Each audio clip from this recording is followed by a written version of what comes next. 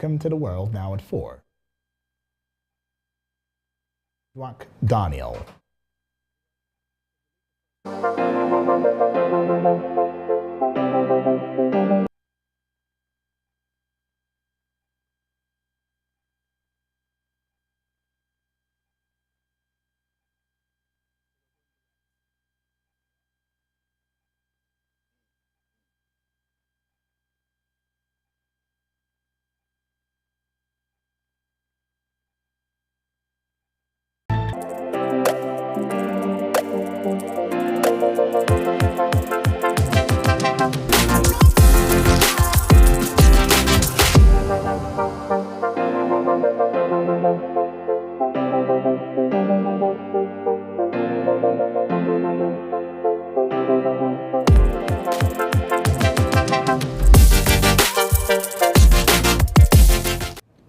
A very good evening and welcome to the world now at 4 on Hills TV. I am Udwak Daniel. First, let's talk the headlines.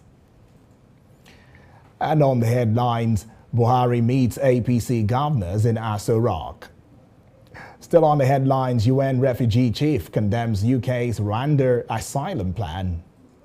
Also on the headlines, Russian offers to evacuate Ukrainians trapped in Severodonetsk plant. Burnley appoints former Manchester City captain as manager. And now the news in detail. President Muhammadu Buhari earlier today met behind closed doors with governors of the ruling All Progressives Congress, that is the APC, at the presidential villa in Abuja. The chairman of the Progressive Governors Forum, Governor Atiku Bagudu of Kebbi State, led the governors to the meeting. The APC presidential flag bearer has been consulting various party stakeholders with the likelihood of a Muslim ticket. At the 2022 Democracy Day service held at the National Christian Center, Abuja, last Sunday, the Christian Association of Nigeria, that is CAN, warned that a Muslim ticket would tear the country apart.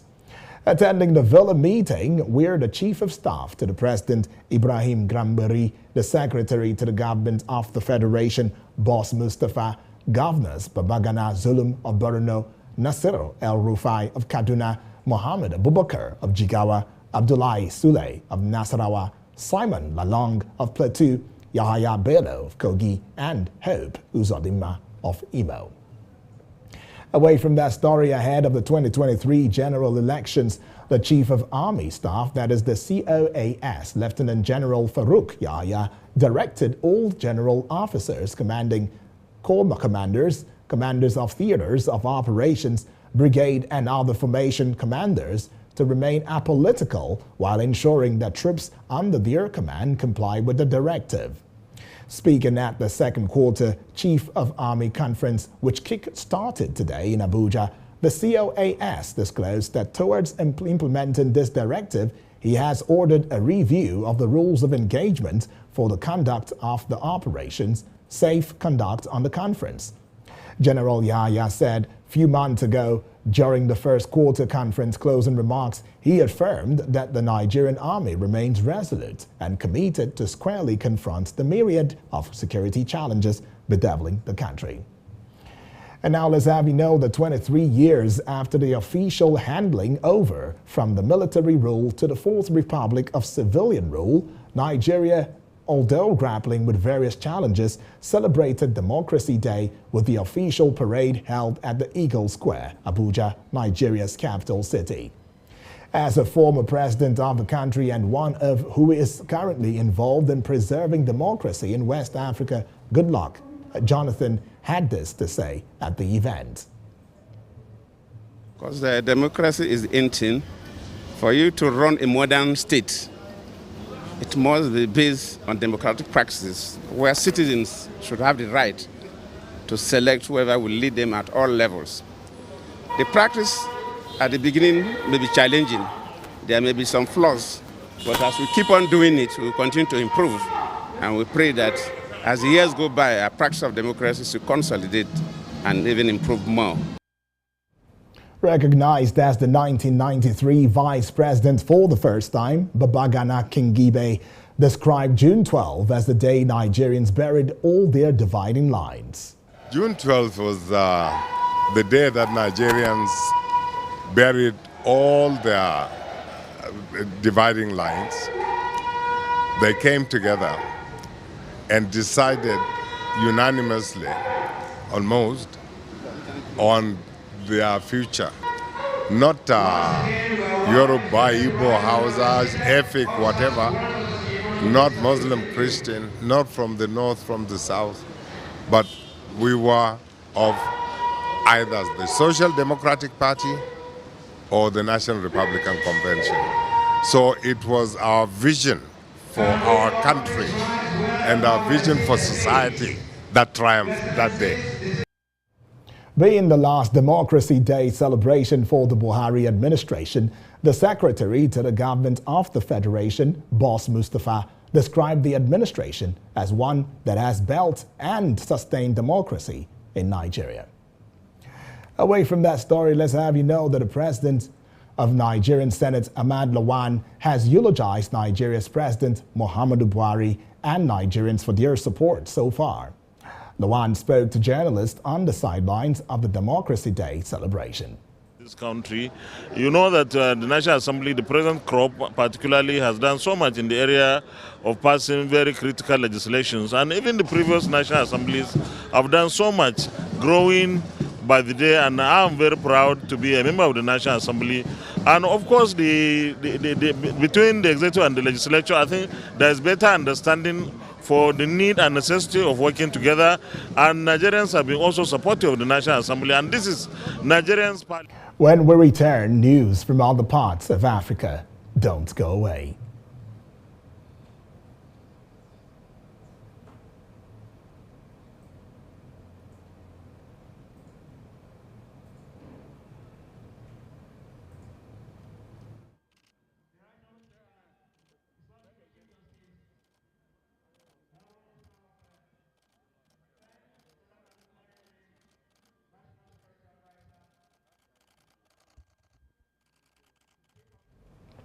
Apologies for that.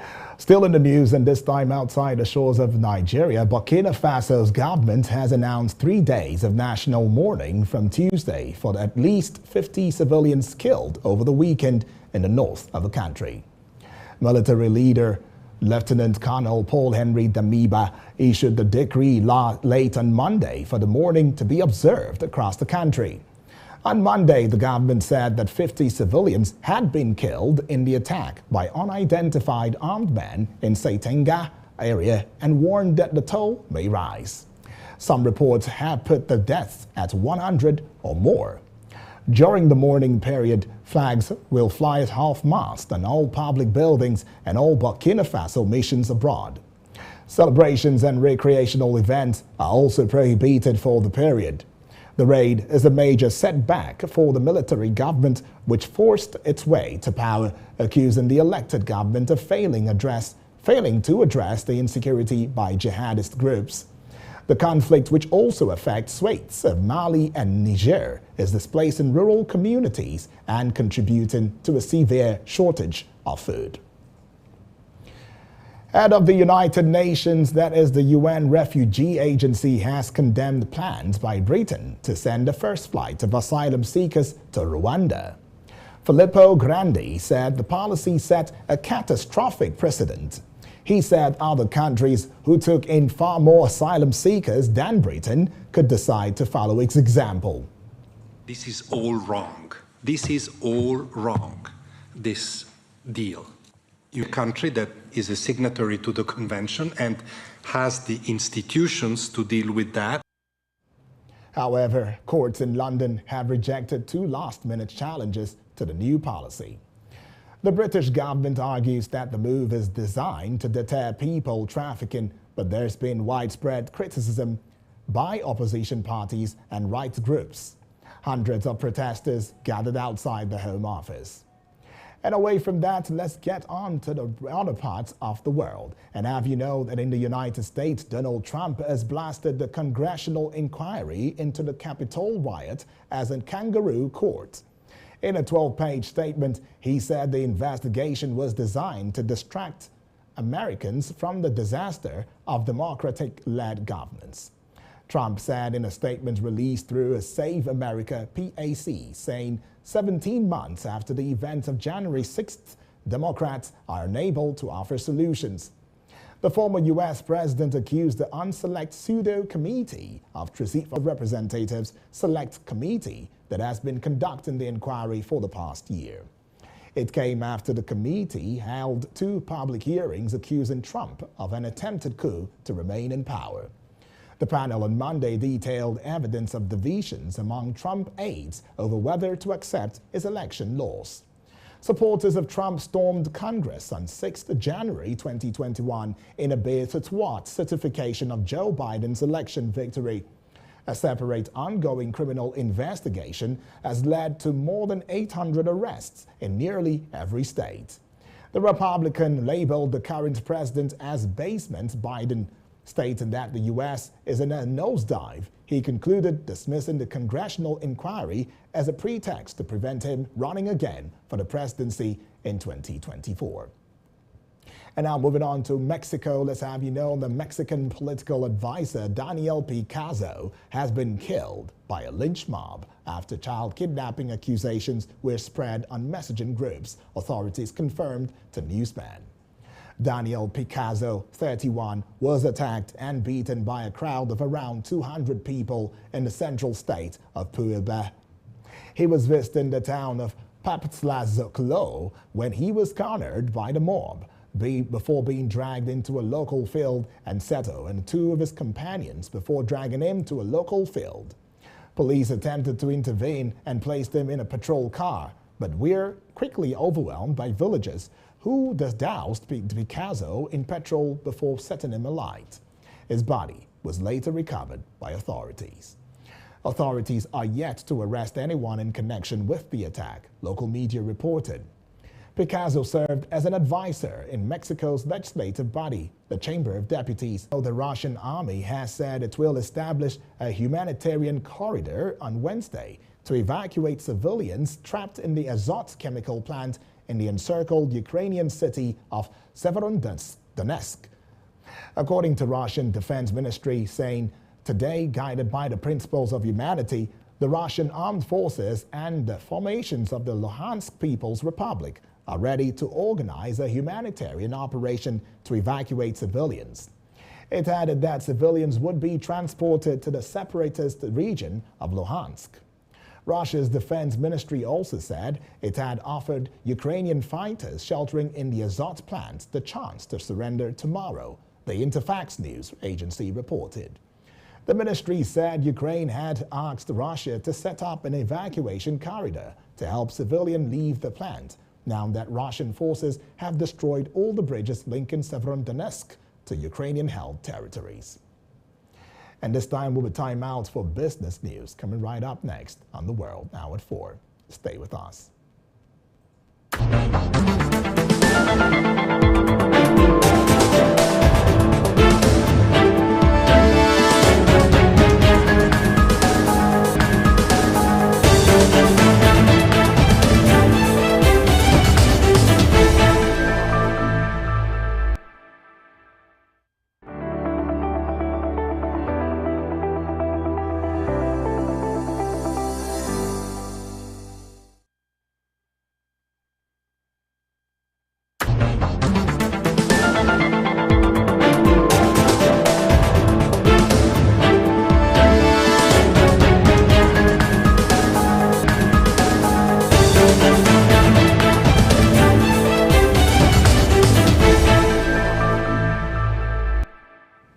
Always a delight. Glad to have you back.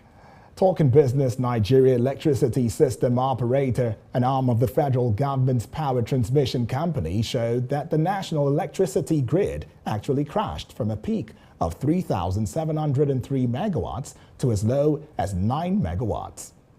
Nigeria witnessed widespread blackout on Sunday after the national grid collapsed before engineers from the Transmission Company of Nigeria, that is the TCN, strived to ensure the recovery of the grid.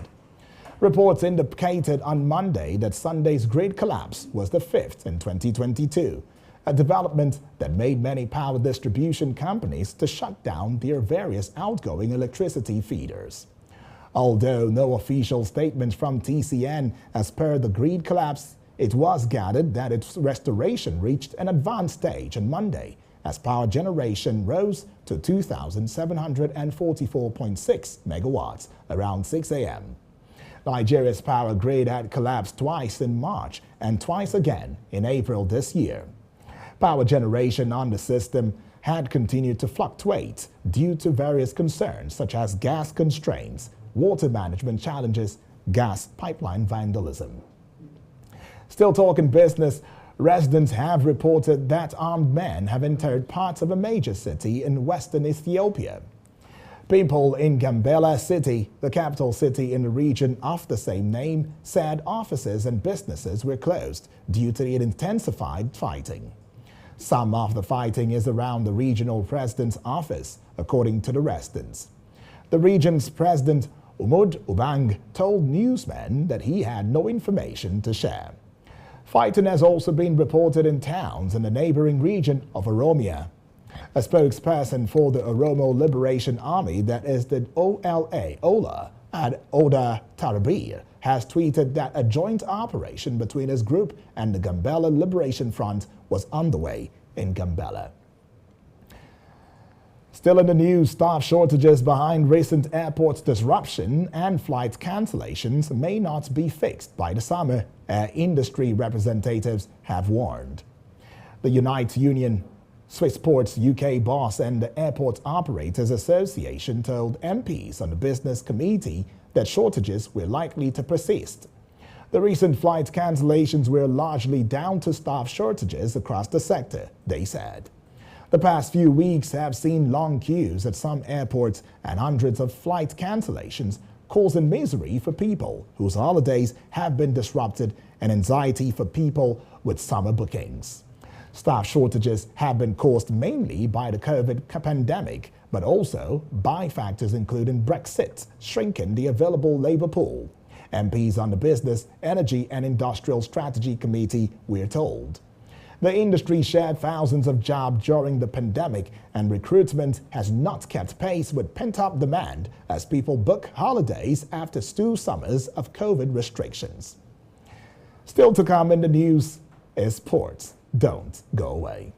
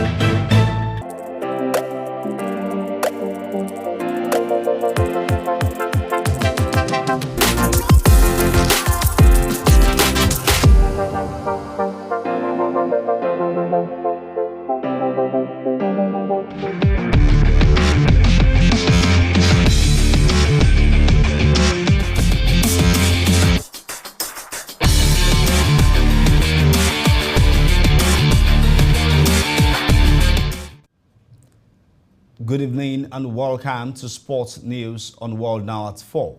I am Richard Badung.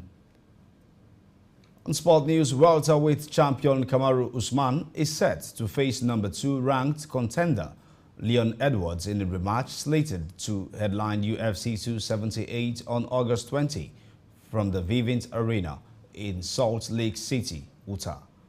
The UFC confirmed the pairing of Usman and Edwards on the account as well as during the broadcast for UFC 275.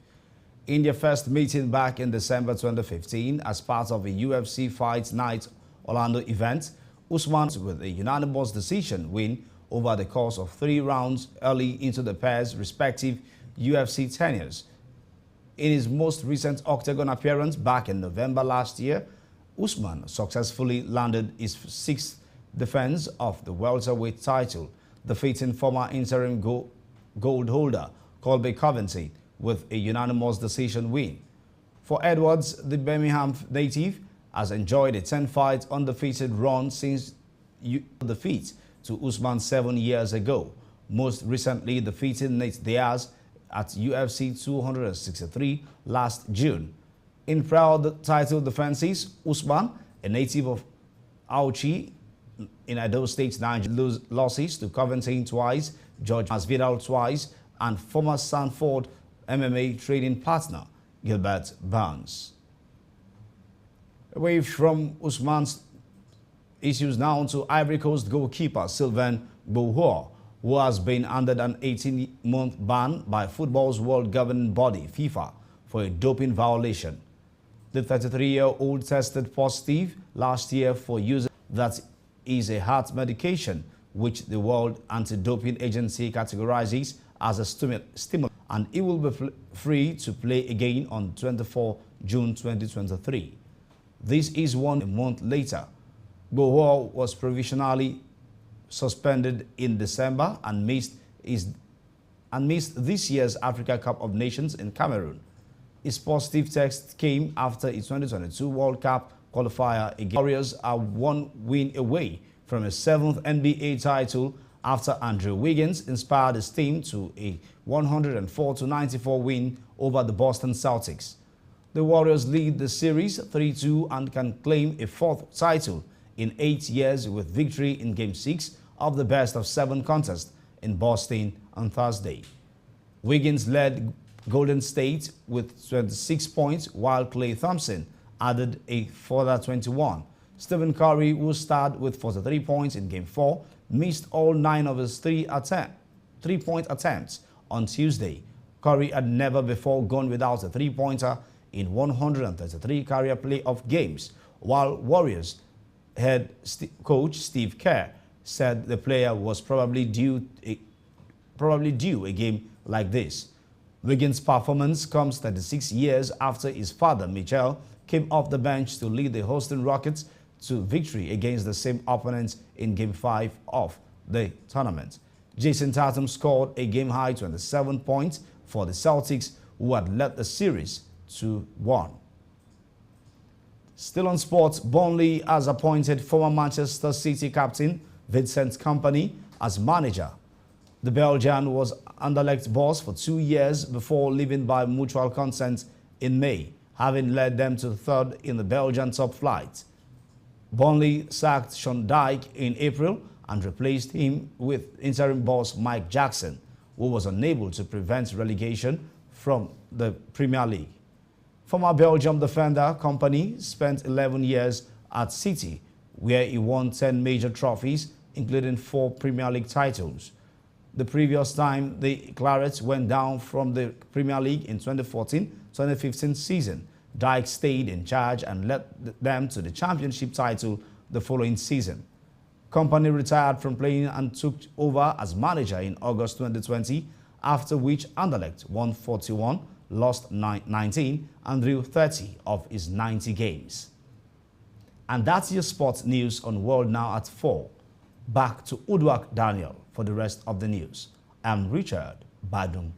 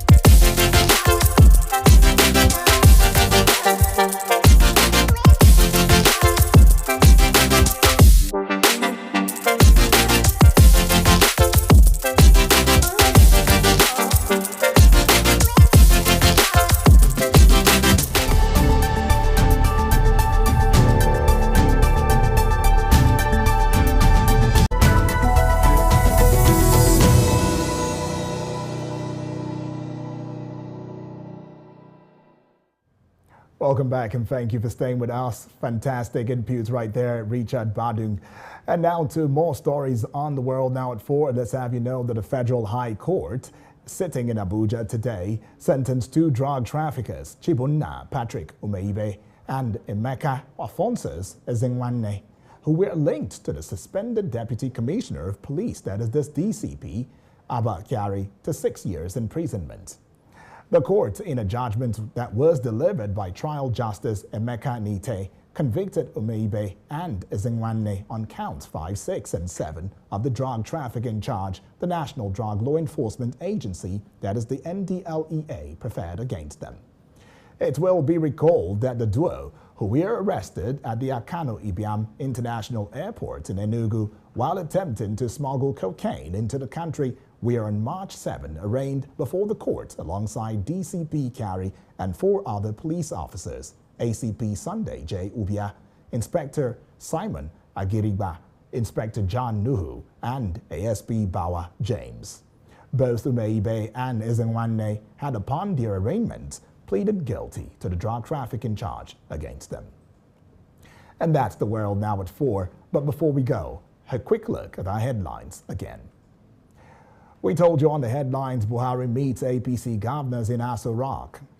We also brought to the fore the fact that UN refugee chief condemns UK's Rwanda asylum plan. We told you Russia offers to evacuate Ukrainians trapped in Severodonetsk plant. We also brought on sports the fact that Burnley appoints former Manchester City captain as manager.